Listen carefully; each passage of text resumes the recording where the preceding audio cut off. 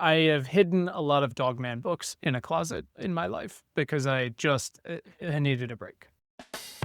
Welcome to Not Right Now, the podcast about parenting through all of this. Hey, it's Quinn, obviously. We have a guest today, again, which is really fun. Our guest is L'Oreal Thompson Payton. She is in Evanston, like Claire is. She's a best-selling author, an award-winning journalist. She's a keynote speaker. She is a mom. She runs an independent bookstore, which is fucking awesome. And she's a total blast to talk to. We cover everything from bookstores and having a toddler to IVF and all kinds of very interesting stuff like that people don't talk about enough. Please enjoy this one. Quinn, tell L'Oreal about the brain fog that you encountered this morning that you were texting me about that she might appreciate. Oh, just typical. Like, my wife's out of town, so for a week and a half, and basically my sleep gets progressively worse over that time because I'll do dumb shit like stay up and work and all that stuff. So stayed up too late at 4 a.m. One of the children needs Motrin for phantom leg cramp. Do that, dog starts barking, the whole thing. Anyways, I'm tired. And I was like, let me look up L'Oreal's bookstore. I want to see what the story is before we record. And in between that thought and typing it into fucking Google or whatever we're using these days, and it popped up and it said, oh, it's in Evanston. I was like, oh shit, Claire lives in Evanston. I should tell Claire about this lady. She would love this lady. It's at this point, it's like 12 minutes until we record. And I was like, God, I'm getting dumber every day. It's not. Thank you for thinking of me, though. You're totally. I was like, Claire's got this new Evanston newsletter, and this lady has said her books. This is going to be great. That's They're going to love it. They should talk. Fuck. Yeah. May I spill on your behalf, L'Oreal? I have it in mind. Maybe you've already forgotten it, but talk about the opening day. I think you had an opening day like bookstore snafu where you forgot to order something very key. Yeah, no, the Kamala Harris memoir was like the week that we opened or something like that. And several people called and I was so embarrassed to be like, so sorry. But you live and you learn. And I've since gotten better at pre-orders and everything. I made sure we had the Tayari Jones kid book in stock because I knew that would be a big one as well. But you live and you learn. I thought it came out in November. Apparently it came out in September. They're the same thing, by the way, September and November. There's no difference anymore. Did either of you guys read that book, by the way? I have no thoughts on it. I'm just asking. I listened to the audiobook. It just made, and I had to wait a while because initially when it came out, I was just like, I'm not in the right headspace because I'm so angry at this current administration. And it just would have reminded me of everything that we could have had.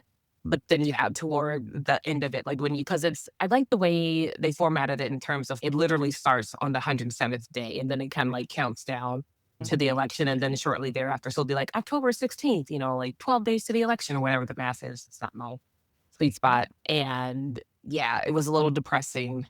Oh yeah, part of history. So I felt like I had to. I'm not ready to revisit that. And also, I don't think I'm even willing to talk about Kamala Harris as a front runner for whatever the next.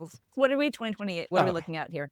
But it's not because of her. I'm like, it's too fresh or it's too painful. I don't know. Quinn, have you read that fresh is the word. I just think everyone is like somewhere between shattered and raw, like at all times. Mm-hmm. Like I go back and forth between like Lil Jon coming out when they were doing the state roll call and yesterday, basically. Like those are where my feelings go most of the time. So no, I haven't read anything that is like remotely intelligent or provocative in 10 years at this point, because unless it's like directly my other work related, like it's the day job. I'm too tired. Yeah. No, I get it. I'm thinking for fun about reading a book about the Challenger disaster just because it's outside my bedroom right now. I'm like, that'll be sort of light compared to everything. Can I just real quick preface this conversation? All I want to do is talk about the bookstore, so we can totally talk about other stuff. But while we're talking, you should know that's all I'm thinking about. That's it. Go ahead. That's where I am. So it's very fitting. And in case customers walk in, I might have to be like, hey, this is working life. Tell us about the genesis of the bookstore. And that's not like what we had top of notes. I warned you we were kind of loosey-goosey with the topics. But you must know how hard it is to run a bookstore and to run a brick-and-mortar store as an author yourself, as a person. So what led you to decide, despite everything I know and don't know, I am going to open a real live bookstore? Tell us how that came about. I actually just wrote a very lengthy newsletter post about this for colleague Lex Roman, their newsletter Revenue Rule Breakers. And I put it this way, a dash of Delulu, astrology, and just a lot of freaking hard work. So, I mean, as a writer, as a reader, even going back to when I was a kid, just love books. I have a picture, my first book of me and my sister on the sofa. I'm like 3.5, got a what's it called? Like spiral notebook on my lap, and I'm writing. I love Bear Sign Bears, Goosebumps, Sweet Valley High, all these things, but didn't really see like Black girls portrayed as the main character. And that's what sort of sparked my interest in writing, because little L'Oreal was like, I'm going to grow up and I'm going to be editor in chief of a teen magazine and, like change the world. Spoiler, never got quite that far. Did work at Teen Magazine and other magazines. Started off in journalism and was always like, oh, one day I'll write a book.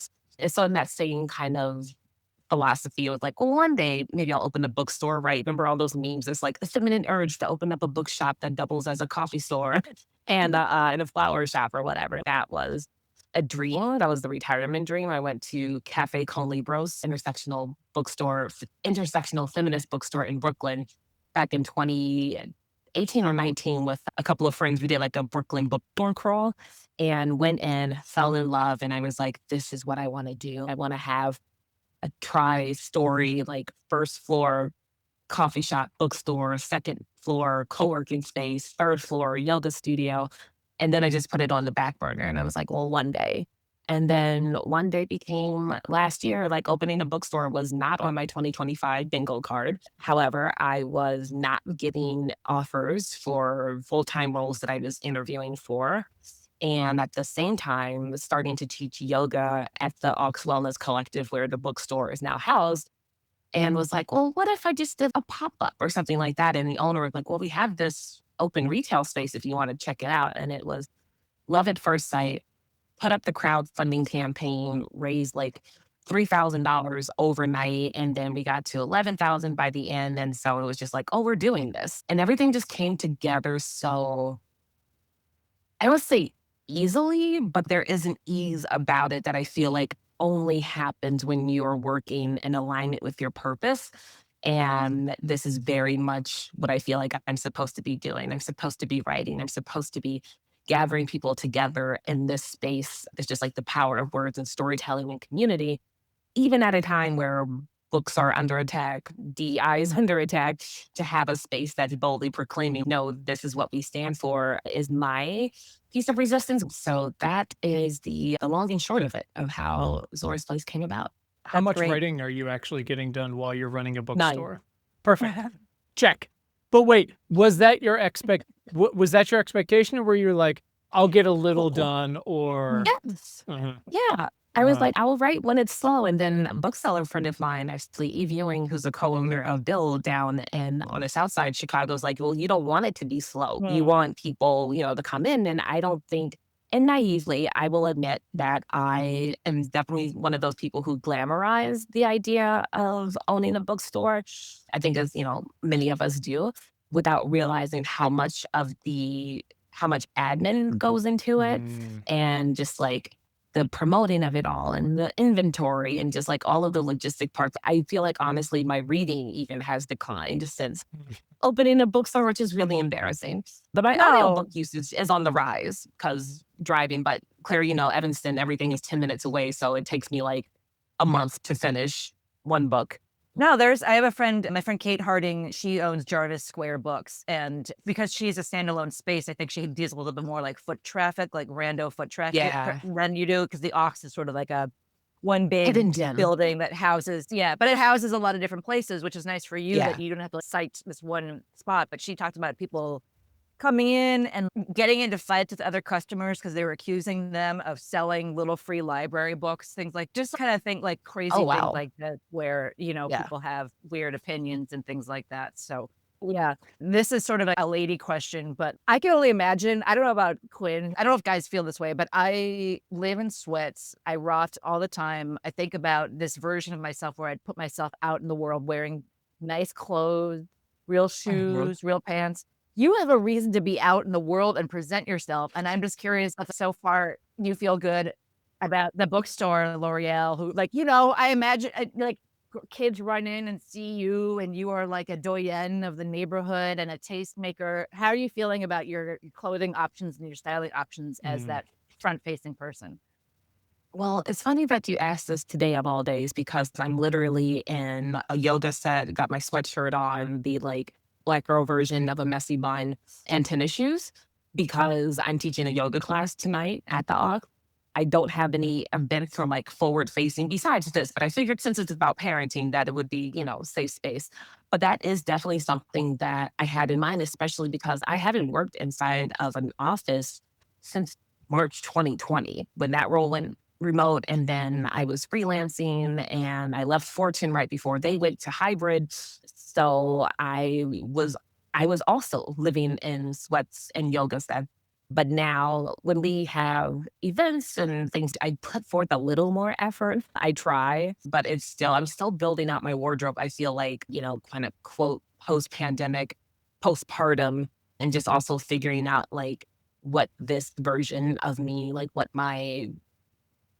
I've never been the most fashionable person. Like I will tell you that straight up. Jeff, my husband, is he's the fashionista out of the two of us. But I try some days, but most days this is what you see is what you get. Well, fortunately, like yoga wear is the shit and it is what people wear. So, you know, you are on point. So you're doing a Thanks. great job. Tell the people who are not listening, who don't know you, Mhm, how old your child is and what the state of the union mhm. is on her, what she's into these days. Yes. Whew, so much energy. So Violet's 4. I joke that she is my assistant store manager and junior bookseller.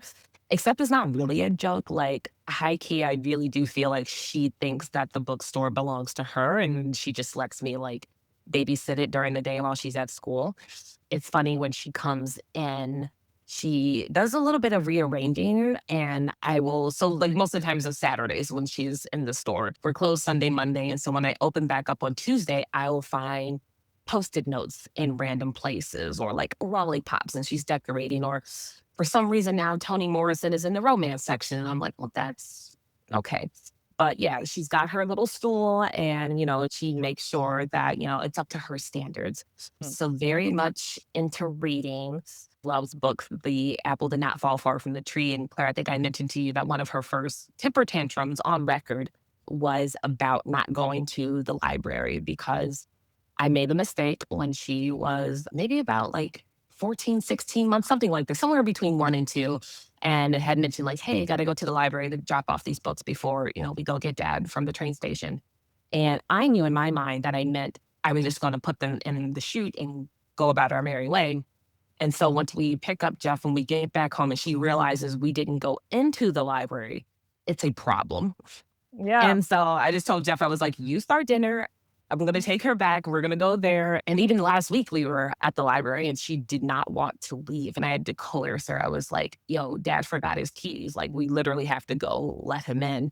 And so, I mean, of all things, like, that's great, right? That she's really into that. She loves art. She wants to be an artist when she grows up this week, at least. That's how we ended up going to the library because her favorite babysitter had her painting at the Black History Month exhibit that was up there and really That's into pretty cool. science too. Yeah, the planets, she's telling me things that I didn't even learn. So she's just very into it all. Loves school, loves learning. That's amazing. Don't let anyone, this is out of your hands. Maybe you can help it. But if someone tries to give you a kid's science kit, just hide it. Don't let her open it. You know what I'm talking Noted. about, Quinn, with the powder? It's like you I want some do, half but open I mean, look, powders. here's my policy. Like, great.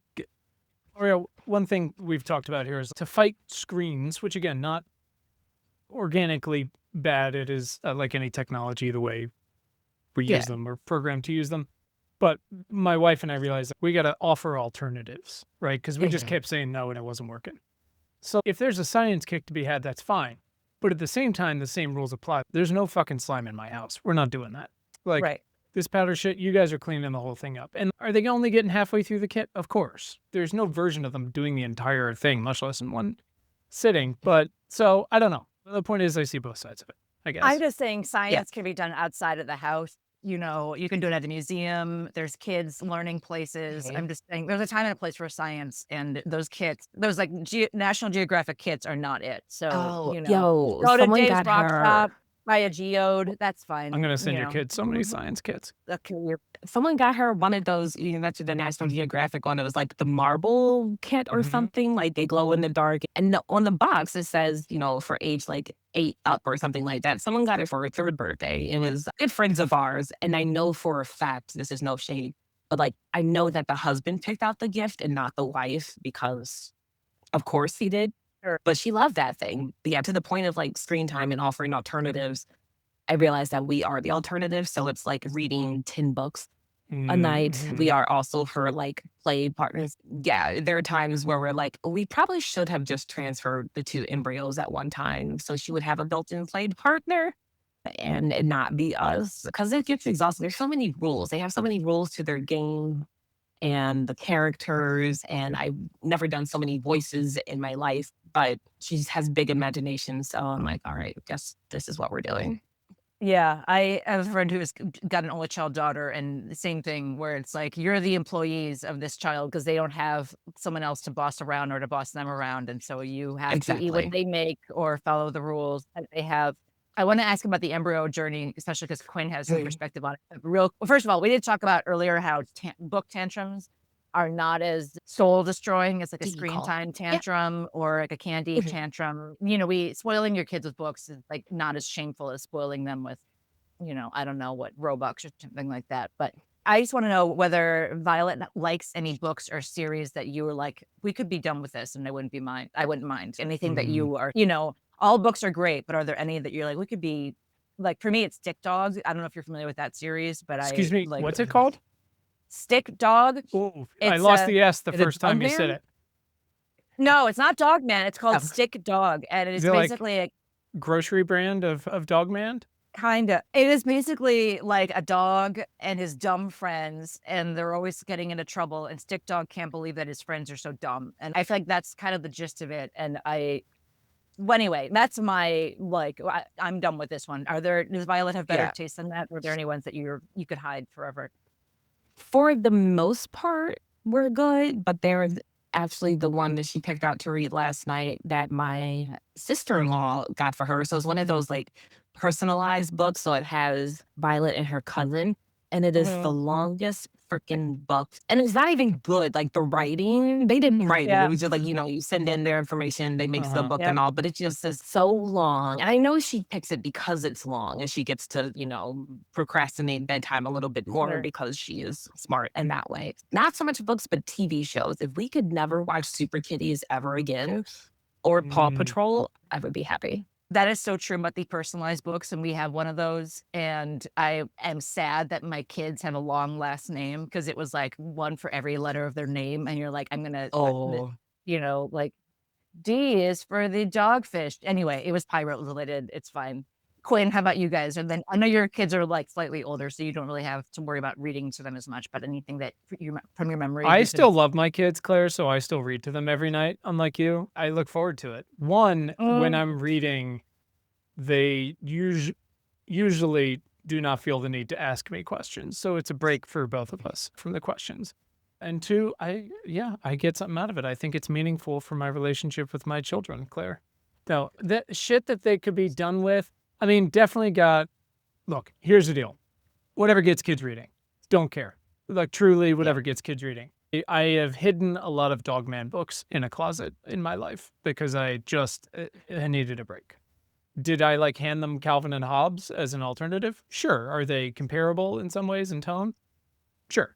But it's just enough. But we've moved out a lot of that. Good news, we're in like a real Hamilton phase right now. So he's just like going through Really? that book. My daughter's burning through every Babysitter's Club and Babysitter's Little Sister. And also she's discovered Sweet Valley High, which is exciting. Yes. And a bunch of other stuff.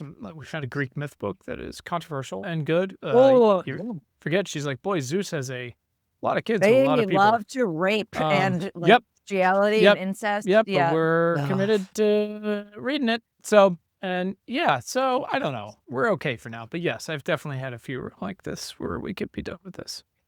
Yeah, it's an interesting time. Mikey just read Wonder, and L'Oreal, your daughter Mm. might read it like before too long, but I think it's an assigned chapter book a lot. Mm-hmm. And both of my kids got super sucked into it, but like a weird side effect is that I forgot how it came up, but there was a guy I went to school with who had a sort of craniofacial difference, and my son was really wanting to know about that and wanting to Google him to the point where I was like, that might be a little bit untoward, but like glad we're talking about books in our way. And the other thing that was funny is that we just got a copy of New York Magazine in the mail yesterday, and it's an interesting issue about what everyone makes, or they surveyed all these people.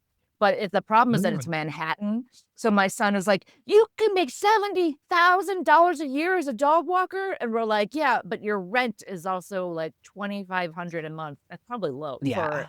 a zero Mhm. bedroom place. Anyway, glad he's reading, glad he's taking things in. So L'Oreal, tell us about the memoir you're working on and sort of what Yes. the state of that is.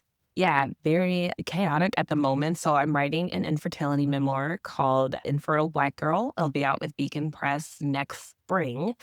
And it's kind of a mind fuck because we're also going under IVF for baby number 2, hopefully. And so doing both of those things at the same time is just kind of like 10 out of 10 would not recommend. It's just emotionally, physically, of course, but also kind of like I'm living this in real time, like writing it in real time. And with telling my therapist, I don't know how this is going to end because I mean, first draft is due in July. And who's to say where we'll be by then? Like we just had our third retrieval last week. And so today or tomorrow should find out like how many made it to day 7. And then they're off to genetic testing. And then there's more waiting. And then if we're lucky enough this time to have a genetically viable, like genetically tested normal embryo, then there was 2 months of medication that I need to take to suppress the adenomyosis that I have that I didn't know I had until last month because this whole time, like from last year when we had a couple of failed embryo transfers, the diagnosis was or suspected endometriosis based on, like the testing and all that they did. Except to go into surgery last month and then wake up and they're like, "Oh, well, we didn't see any endometriosis." And I was like, "I'm sorry, what?" I was so pissed. And then when they told, because I'd never even heard of adenomyosis, it's just like a microcosm of the disrespect, honestly, that people with what's the plural of uteruses? I don't know. Uteri, It's uterus, Uteri, UTI. yeah. uteri. Okay. I didn't take Latin, so I wasn't sure. But yeah, the lack of research behind things, the knowledge in all of it, studies that don't really do us justice. And so basically, adenomyosis is endometriosis of the uterus. So instead of the tissue growing on the outside and different organs, it's within the uterine wall, most likely in people who have had a myomectomy to remove uterine fibroids, which I did back in 2017, people who have C-sections, which I did back in 2021. And so it's just, I feel like a constant plot twist in terms of what's coming up in terms of my reproductive health. And of course, you have the advanced maternal age and all of that jazz. And also now Violet is at the age where she is cognizant of the fact that her friends all have siblings and has asked as much. So, mommy, when am I going to be a big sister? And I'm like, well, we're working on it. She's like, is it going to be a boy or a girl? I'm like, well, I don't actually know. Like, it's going to be a surprise. And she's like, I think a girl, and just went about her little, 4-year-old business. But that is yeah, something that is like top of mind because the clock's running out. Also, the fertility benefits have run out because that's not really, I forget how much for lifetime coverage, but barely enough to cover like one medication, without insurance. So it's just kind of yeah, clusterfuck. Although it just is going to start offering fertility meds, which is awesome because I mean, where else can you get $1.50 hot dog combo and also IVF medication? Like, So Costco not for the win. surprised. Amazing. Well, thank you for sharing all that. It is a journey, Yeah. even if you're not writing a book about it. Like you said, I would rather have a 4-year-old who's sweetly asking for a specific brand of sister than the fucking people who would tell us, just go have a glass of wine and relax and it'll work out. It'll be fine. You'll have more babies than you can count Yeah. with. And you're like, well, I'm going to kill you. So I'll take Violet and her perspective on it all day. When your answer is just like, Violet, it's whatever ends up in the shopping cart. Well, truly. Truly. Yeah. Whoever- I remember with my now 13-year-old who was, sort of our end of the road. You said it, I don't remember your wording for the advanced stage pregnancy, but I remember the first time my wife, who I think was 34, I don't know, whatever. The first time we started going in for IVF stuff when it wasn't working, and they used the term, I think it's geriatric pregnancy or something. And she was like, Yeah. excuse me? It's so rude. Like, So and rude. that's like the first shot across the bow, and you're just like, oh, okay, got it, right. That's what we're dealing with. And they're like, no, it's a technical, and you're like, still doesn't feel great. But No. yeah, I remember, we had all these miscarriages, and all the F and IVF, and like you said, our insurance didn't, this is 15 years ago, our insurance didn't cover anything, so it was every dollar we had. And we never really got to the root of why it didn't work. We have some ideas. It was specifically not on my side, from what you could tell was when they like combined ours, but it may have been like some environmental stuff she was exposed to. Anyways, the point is, like, we had no idea. We had all these amazing doctors who tried so hard.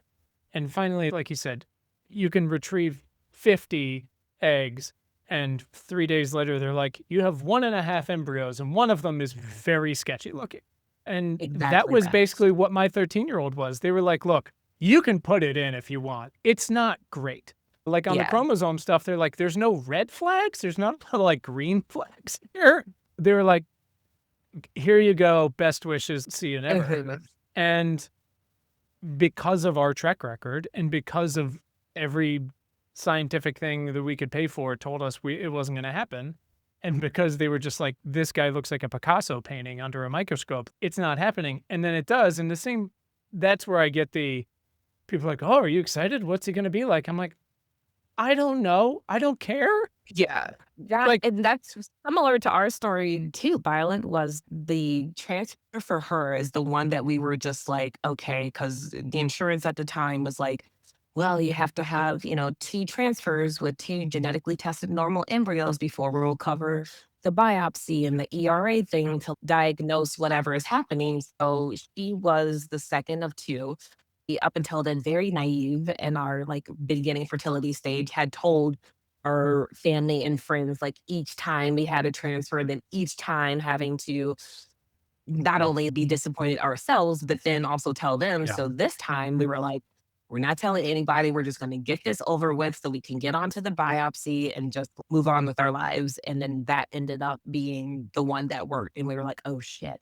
But I also feel like that's something that people don't talk about openly, at least that I've seen. And what I'm writing about in the book is like, that's just the beginning. Like you think that's the finish line where it's yay, positive pregnancy. No, because then it's great. We need to have your HSG double within 48 hours. So you need to come back to the clinic on Monday for some testing. And I'm just like, I don't know what these things mean.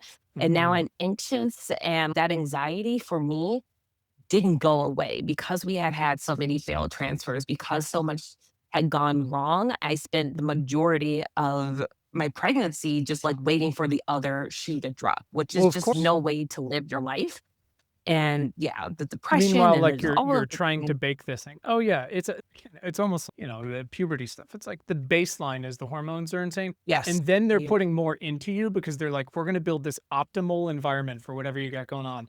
The number of shots, Yo, all the is shots in the ass. outrageous. We had so many needles in our house. Mhm. Oh my God. Yeah, it's crazy. And again, you're like, well, then I'll just take, if it checks these, 7 out of 10 boxes, sure. Yeah. And the rest of our stories, we had him and horrific delivery and emergency C-section and like wife and baby bleeding out type of thing. So fun. She doesn't remember any of it. Thank God. I remember the whole thing, which is the way it should be. And then I remember 3 months later, again, doing one of these checkups, and they're like, well, listen, if you want another kid, you should try now. And we were like, talking. Yeah.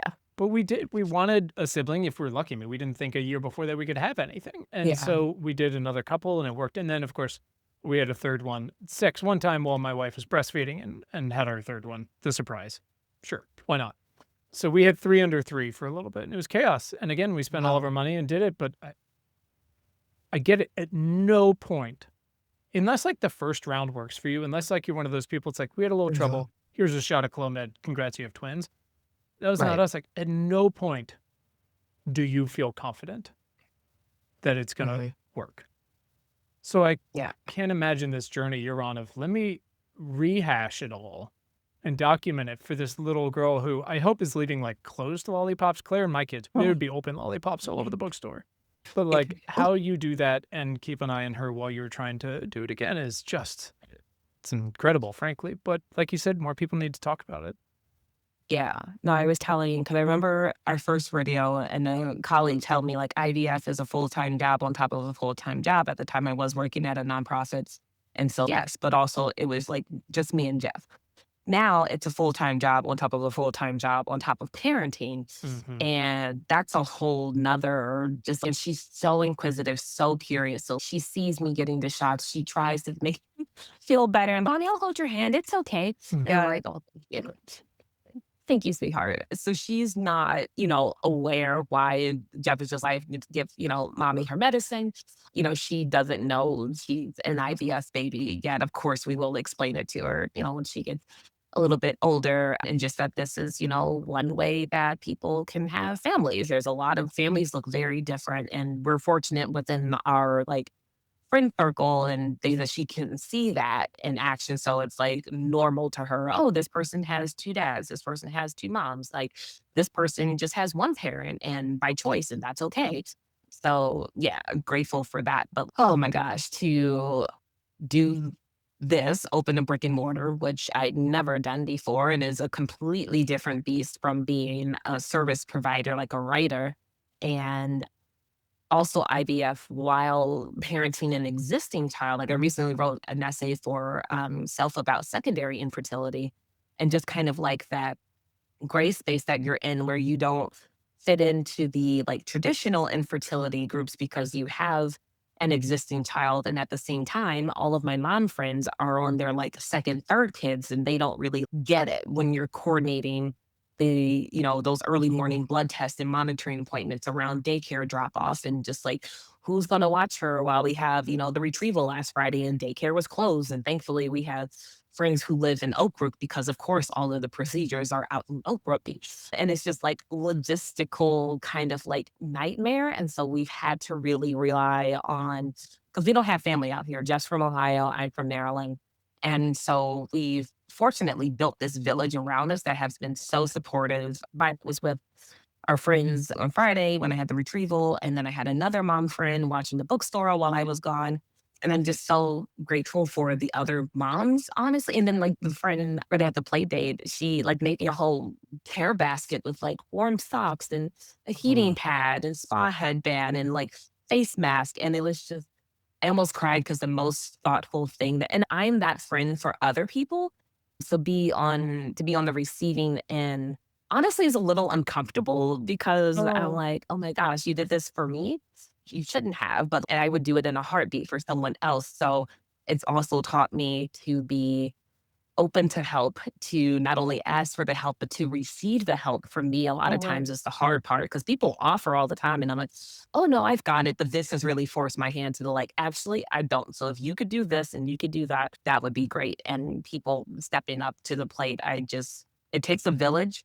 Truly, in all sense of the word, and in all of my like different roles, to raise a bookseller, to raise a mom, to raise the child for sure. And yeah, Evanston's a really great place to do that. So That makes me happy to hear. I think that is so right about the learning how to accept help and to not like to let it go, to almost accept it in a careless, I don't want to say careless way, but that you're not keeping account necessarily. Like mhm. this is before even like needing help, but I remember talking to a woman, Jennifer Goforth Gregory. I don't know if you know her. She's like in the freelance world, but she just like always is offering leads and advice. And I asked her once, what's your mentality on being, you're so helpful. And she said that the way she sees it, the world has a bucket in the middle of it and you put as much as you can in it. And then sometimes the bucket empties on you. And the same way you put things in it, you let it come on you. And I don't know. I feel like I'm in this weird portal place with my parents and the caretaking. And I think I used to really pride myself on being there for people. And I Well, don't, this sounds awful, but I'm not as much, I think, like right now, but I also am like, that's okay, because yeah. that's not my time for that. But I think not until you have kids, like, I remember when my second was born, my mom's friend offered to come be with him. And I think she just wanted to hold the baby, which is Yeah. totally valid. Grandma, grandma privileges. Mhm. But I think with my first kid, I would have been very worried about doing something noble or not even letting her help. And this time I was like, yeah, I'm going to go get a pedicure. And I would Yes. not have had the wherewithal to be like accepting the help and then going to do something Mhm. that I really wanted to do with it instead of something that seemed, I don't know, righteous, like Yeah. deserving of that. So I'm glad that the community has stepped up for you at least a little bit.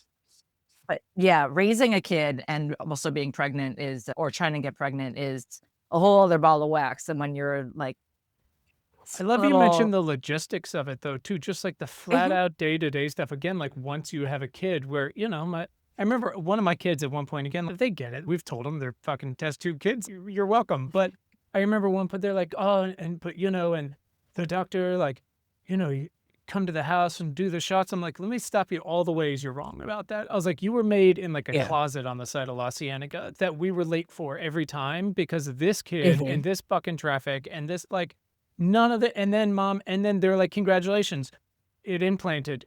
You're on bed rest for 2 months, or else it's not gonna work." Wow. And you're just like, Yeah. "Okay, I guess I win." What the fuck? It's crazy. But It's so tricky. I really do believe if you don't continue telling that I don't think it will necessarily scare people off who really want and are Mhm. able to do this if they have insurance or not or whatever it is. But the Claire, it's, parenting your parents. No one told us about that part, and no one tells you about all that crazy logistical stuff and while the emotions are raging, and most of the time they're involved with disappointment. Like, you have to lay Yeah. it out for people, because if you're incredibly lucky and privileged in a lot of ways, there's, a little Violet on the other side, like, rearranging all your books, and I that's know, the greatest thing, and then sometimes you're just still, what happened here? I don't understand." yeah. Mhm. The hard thing about, I think, between 1 and 2 or 2 and 3 is, like, you just have this one kid to base it on, and I remember being like, "What if the second kid sucks?" Like, there's no way he can compare, and you know what? He does suck in his own way. Also, like, people get a huge kick out of him. I'm glad that other people enjoy him very much. People Yeah. like the story about him being an asshole to me about books a couple podcasts ago, but one thing a friend told me that had never been in this perspective before was that she had a miscarriage between pregnancies. And this may sound flippant or not, but of course, your first instinct is like the tragedy of it. And she said, actually, I'm Mhm. more annoyed that we have to start all over again. We had this all going. And I was like, that's never Yeah. not something I'd considered before, in addition to the sadness and the loss, just like starting the clock, starting the whole process all over again. Mhm. Because it's like I've had kidney stones a bunch of times, and people are always like, "What's it like?" I'm like, "It's yeah, apparently it's like having a baby, except it's like an asteroid, and you don't get a fucking baby at the end." Like you said, you're restarting the clock, which never ends. Mhm. By the way, now you have a baby to deal with, but at the same time, it is. You look up and you go, "Oh wait, the clock's back like a year, effectively." Like it's the whole thing. And I'm such a planner that, like, and of course, nothing in IVF ever goes according to plan. So it's also very humbling in that regard. And I've had to learn a lot through therapy and Zoloft about releasing control and, just trusting that what will be. And it is so hard.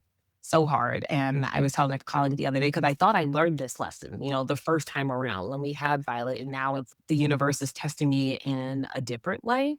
But yeah, it's just kind of you're all over the place, and I want so desperately like, I also want her to have a little sister selfishly because I have a little sister and she's my Sure. best friend, and just be like, so cute.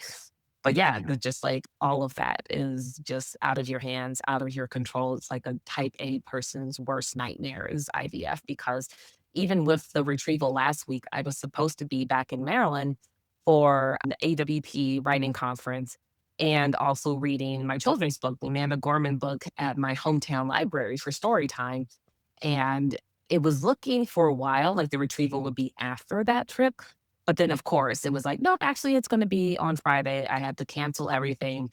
Was just so annoyed because this also had happened in March 2020 when we started IVF. I was supposed to go home for a trip. And then it was like, nope, actually, this is when the retrieval is going to be. And it's just like, you don't even have control over like your calendar. And it just makes you feel so helpless and that the whim and mercy of your body. And I feel like there may be some people like, well, couldn't you just reschedule? No, because everything is based on how your body responds. Right. And then Yeah. speaking to ticking clocks, then they're just like, all right, we've got 2. Would you like to put them in at 6 a.m. tomorrow morning? And you're like, oh, this thing we've been working towards. And now I get, hold on. It's like you said, type A personality. I'm thankful I'm not, but I think back to all the shit my wife had to miss, whether it was just like, you're not allowed to fly. You got to be on your back. You got to be on this and this.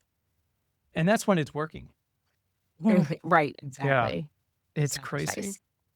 Tell me, both you guys, because L'Oreal, as we have established, you've got a lot going on, and writing a book, especially a second book is kind of like a second child, like where the first one, you spent your whole life dreaming about it and putting all your life into it. And then the next one, you're like, I guess I got to pull something together for this next one. For both you guys, what were resources out there that you either found helpful, either in terms of just media or how to, or things that you really think missed the mark? That, because I'm just curious, like what you guys liked, found helpful, and then also L'Oreal, what was not there that inspired you to contribute something to the library of IVF? I mean, I feel like I can answer the second one first. And I just always go back to the Toni Morrison quote about, if there's a book you want to read that hasn't been written yet, you have to write it. And so much of infertility is white. Same with the wellness, like a lot. So you Google yoga teacher and it's going to be some thin line blonde lady, even though that's not where yoga originated. That's not, what it's rooted in. And so they're in that same way. I remember when we were going through it, and I feel like now there are more diverse resources, but when I first started, all of the fertility groups were basically white women. All of the resource that you see, you go into the fertility clinic and the little like bulletin board of like success, essentially, there were no Black or brown babies to be found, right? And this like, All the Christmas cards. yeah, exactly that. Those And crushed me. it's just like, where do we fit in here? We're the only Black couple in here. This isn't something that people have done in either of our families, right? So then you have the stigma culturally because it's, well, that's not something we do. Or, the other stereotype about Black women being super fertile. And it's like, well, not true in my case. And yeah, just wanting to honestly write like a love letter to that version of myself. And then also women who have reached out to me. I mean, the story I get the most DMs about is one of the first ones I wrote for self about like lessons I had learned after 4 failed embryo transfers. And I can imagine that like someone's Googling 2, 3 o'clock in the morning after a failed transfer themselves. They find the article, they look me up, they find me on Instagram, they see Violet and they're like, oh my gosh, like you kept going, like it worked. And so just wanting to provide not only that, sliver of hope, but also the real shit about how, getting the positive pregnancy isn't the end of a finish line, about perinatal depression, even because there's so much focus on postpartum that I like naively didn't even consider, like you could be depressed while pregnant, and the PTSD of it all with infertility and the mental health kind of component. I mean, I failed. Well, I should reframe because my therapist is trying to get me. You can't fail. But the postpartum depression screening they do in the hospital, I did not score very well. That's again the type A, straight A student in me. But I told the social worker, I was like, it's fine, it's okay. Like I'm gonna double up on therapy. It's totally fine. I have a plan, but I couldn't therapy my way out of this. And at the 6-week follow-up, I failed again. And the OB was like, I can give you something for this. And I was like, oh no, it's okay. I'm in therapy because like at the same time, plot twist, we're still living with my in-laws in Ohio because we thought that moving to Ohio in the middle of a global pandemic was a good idea. But just I tended to move to Columbus, housing market's trash. And so I'm living with my in-laws while pregnant and then also postpartum. And so that anxiety and again, the cultural stigma around, that's not something we do or you don't need that. It's going to hurt the baby because you're still breastfeeding. And so went 2 more years being this hot, anxious mess before finally saying yes to the Zoloft and wanting to talk about that openly and once I did, it was like, oh my gosh, like all my mom friends are on some kind of medication, which I feel like once you start the asking, yeah. So yeah, just wanting to write that book, be a beacon of light, hope, but also like reality. And then as far as resources in writing, wait, was it resources in writing or like resources in fertility? I forgot the Oh, question. just whatever, anything that you found either helpful or like coldly unhelpful as a resource when you were going through it. Like what, if there's anything that you would recommend to other people that was out there besides what you were creating. There is, because I also taught yoga for fertility at Pulling Down the Moon here in the Chicagoland area.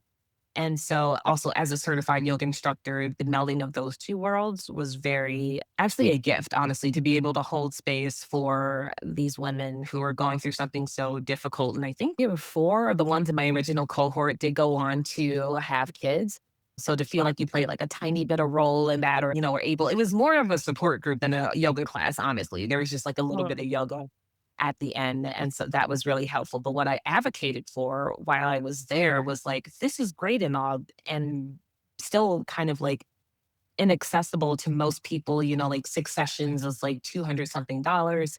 And again, it's just full of white women. There are some Southeast Asian ones, but then when we joined forces with this fertility clinic in Atlanta and started an app and now we're like more virtual, I advocated for one of those yoga for fertility classes specifically for women of color because of just the experience is so different. There is that cultural element to it too, and just to have a safe space for us to talk about that. And actually in communication with two of the women who are in that group still, we have our little like IVF group chat. One just had her baby. The other one is unfortunately on her like fifth IUI, I think. But as I'm writing this book, I'm thinking of them and what I would have wanted to know back then, and then just the resources that are available to, yeah, hopefully make the journey easier for someone else. That's great. And I know they have yoga groups like that for like postpartum women. And I didn't find a group like that. I think I kind of made mine online basically, but like having those touchstones is so important. And I just want to give a shout out Mhm. also to Snow Loft on my end.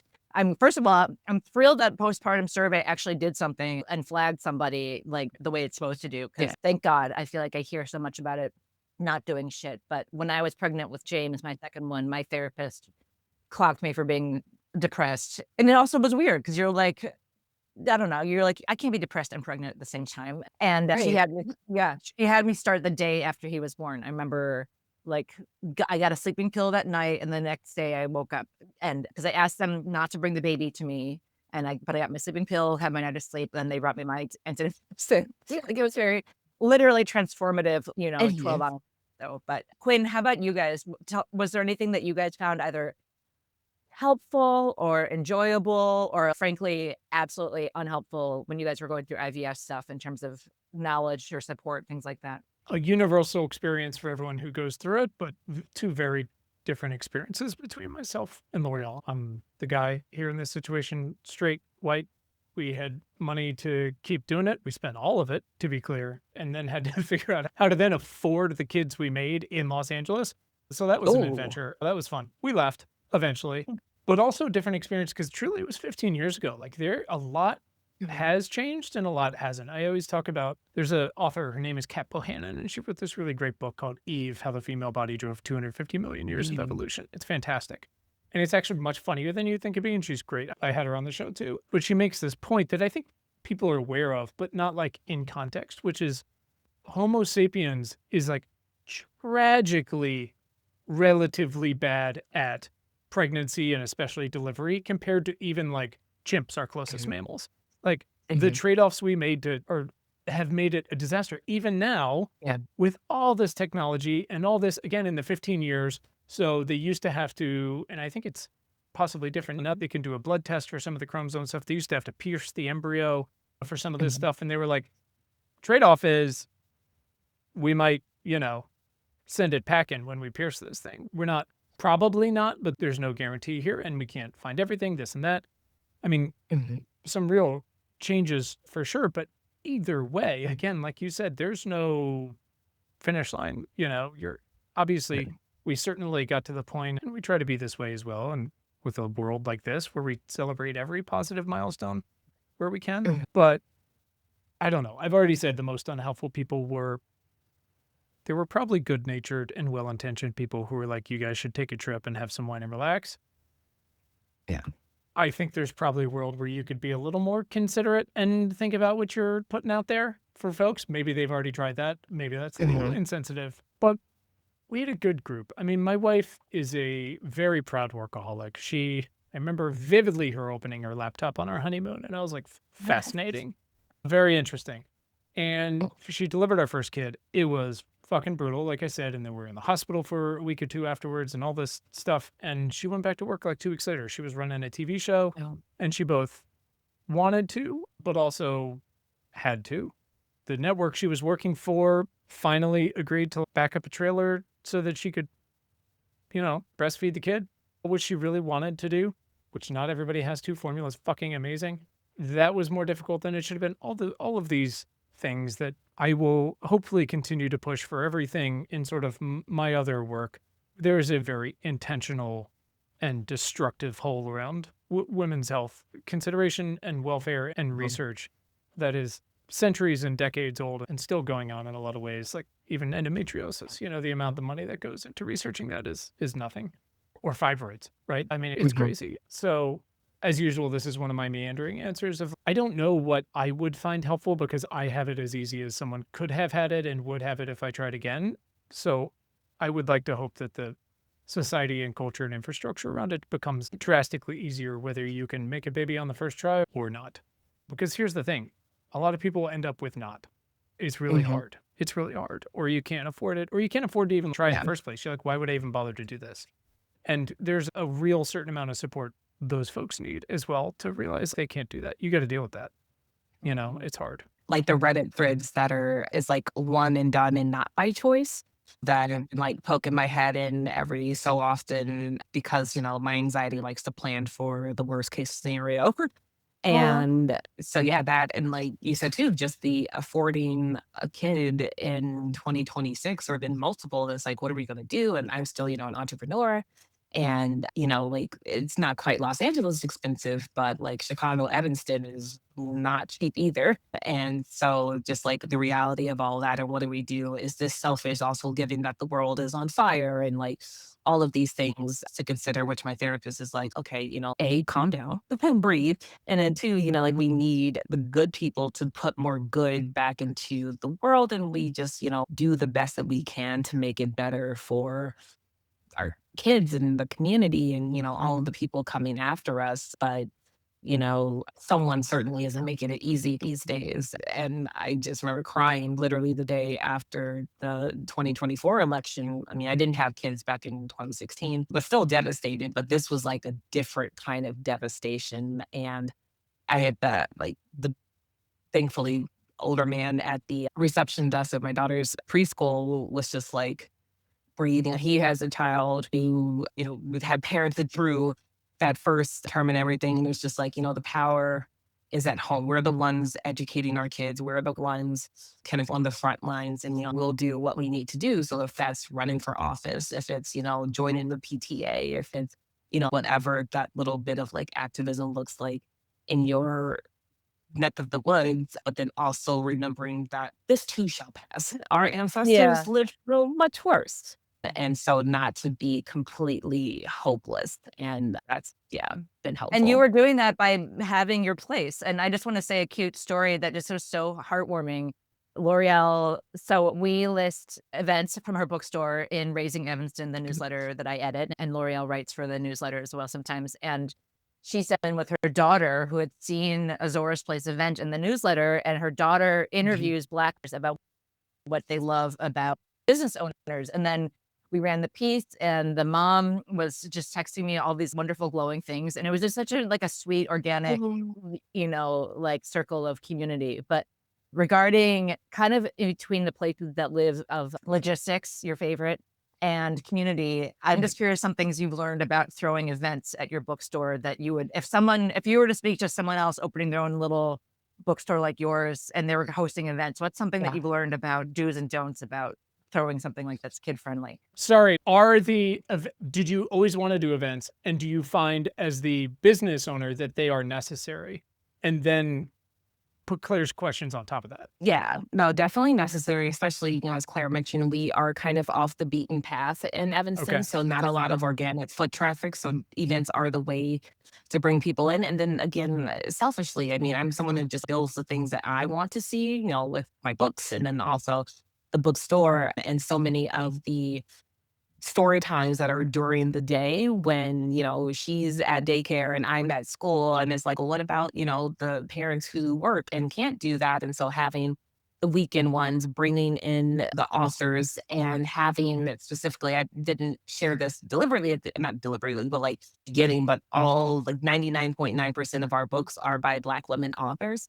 There's a few by Black men in the children's section specifically because I want our young boys to have representation as well, but all of the books face out so that they can see themselves on the covers in the pages.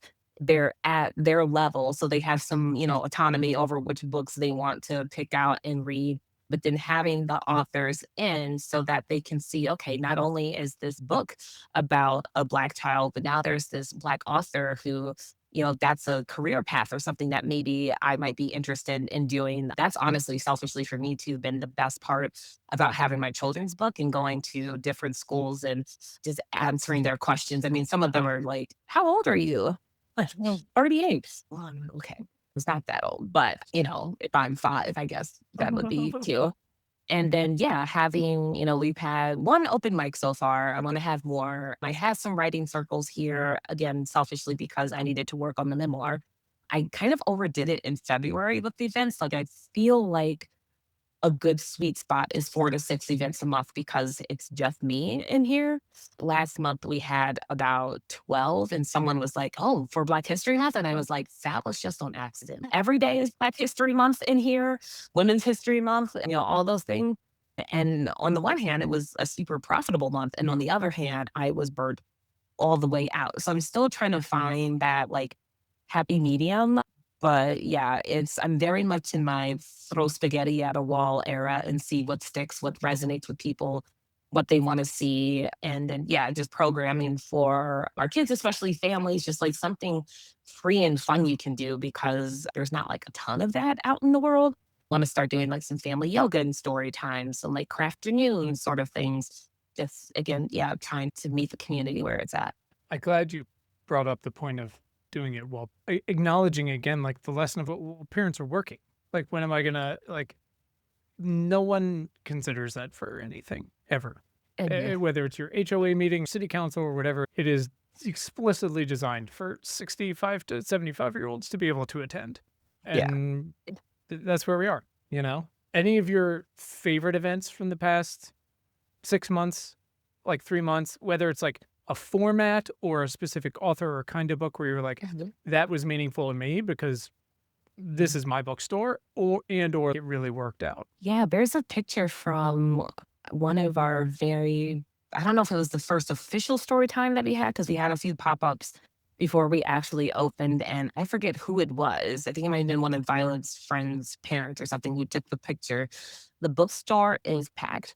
I'm sitting on the sofa with the book we're reading. Violet and her friends are also on the sofa. And it looks like, and there's 2 moms talking in the corner. And it's just, this is what it's all about. It's that community aspect to it, bringing people, different walks of life together, the children being able to run wild and free. There's a little station by the book section, the children's section that has little, abacus, and I print out some coloring pages for them. There's crayons, there's building blocks, so that even on a random Tuesday afternoon, someone comes in with their kid, they can be entertained while they were growing up and shopping. There was a baby in here the other day who almost took their first steps, and I was like, I would be so so adorable. excited. I remember the first pop-up story time that we had, because I think in my mind too, I was just like, Evanston doesn't have any Black-owned bookstores. I'm going to open a Black-owned bookstore. And was so like focused on our, like city lines and everything. And there was a mom who came in from Gurney, which I'm still not entirely sure where that is. Near My Great Chicago America. limb. Okay, so yeah, it was like not close. And I didn't know this until later, but one of the investors that we had open house at the Wellness Collective was coming in for a tour and talking to other people and was like, yeah, I meant to tell you after that story time, I was in the parking lot and I saw that mom and she had 2 daughters, 2 little Black girls. And she had asked me like, okay, do you know why I brought you out here today? And I think the littlest one was like, it's story time. And she's like, well, Mhm. yes. And I also wanted you to see what's possible when you like dream big and work hard. And that just You overheard that? no, someone else overheard it and then told me, and Still counts. I That immediate Yeah. tears because I'm Yeah. just like, You did it. that's what it's all about. And then author events, I have so many, well, formerly Twitter friends, RIP. We've, moved on to other platforms who have books coming out. And one of them, her book is all about Black women and wellness. So in addition to being the bookstore, but I see it in the wellness collective, like they go hand in hand. And having it's happened at a couple of our different author events, but like intergenerational conversations among Black women. So you can have a 25-year-old and a 65-year-old and a 75-year-old in the same setting sharing their stories. We're all crying. We're all just like check.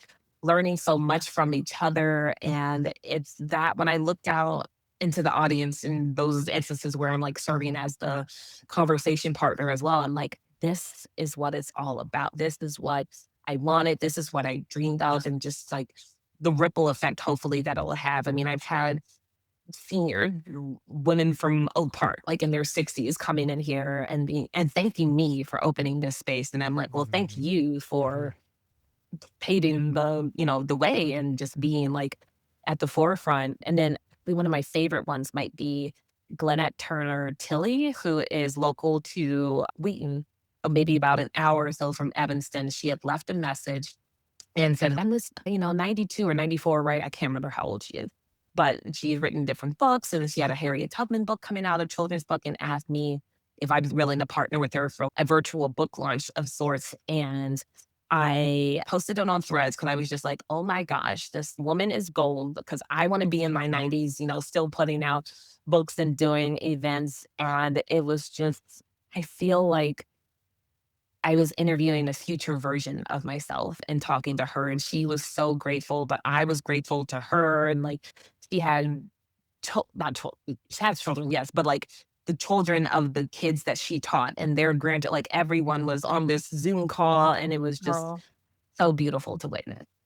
that's Yeah. great. Look at what I you love did. to hear That's that. incredible. If people are in Evanston or nearby who are listening, are they able to order books online and then go pick them up at Zora's place if they wanted to get the next Dogman book or whatever? Or Yeah, we do anything take else. special orders. So books that aren't on our shelves, they can certainly special order. And when they come in, they can pick them up from the store.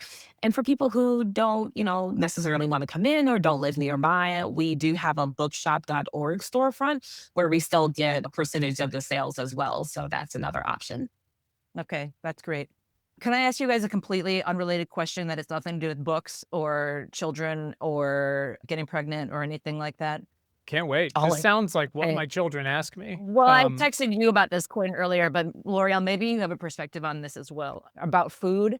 I don't know if you have noticed this based on those stores where you do grocery shopping, but the compostable produce bags are not it for me right now. I was just cutting up some really rubbery celery, and I'm just wondering what you guys are doing for food storage right now when it comes to produce in your fridge, when it comes to like leafy greens or things that have to stay crisp. I forgot about that text. My first instinct is we've had this fridge for 10 years and I don't know or trust why the crisper drawer works as well as it does. Things stay fresher much longer than they should. It's very Okay. unclear to me. I don't put them in bags. I pick them up from their store. I try not to use the little fucking plastic bags anymore. I put them in the drawer and I go back out a week later. I'm like, oh, these colors have been out here. They look perfect. This is great. I'll make them. Well- Unclear to me, the magic. So I wish I had a better answer for you. I'm Okay. not doing anything on purpose. Maybe the compostable bags are doing harm. I don't know. L'Oreal, have you experienced the same? I did not, as you asked that, I was like, probably should be eating more leafy greens. That is not what this show is about. Please. That is a show. We We're actually at- get everyone on to make them figure out what they're not eating about. Yeah. that. How dare you? No, but we're a big fruit family. That was something no one told me, like the fruit budget for having, and I love fruit anyway. That was like my one craving when I was pregnant. But now, like Violet and I on our own will go through a box of the 3-pound grapes from Sam's Club in a week. Mm. Every week I need to go on our like grape and apple run. A shout out to their grapes because they are so crunchy. And a good crunchy grape is hard to find. Trader green, Joe's is hit or 100%. miss. Yeah. Yeah, they're consistently Wait, crunchy. are they green so- or purple that you guys prefer? green?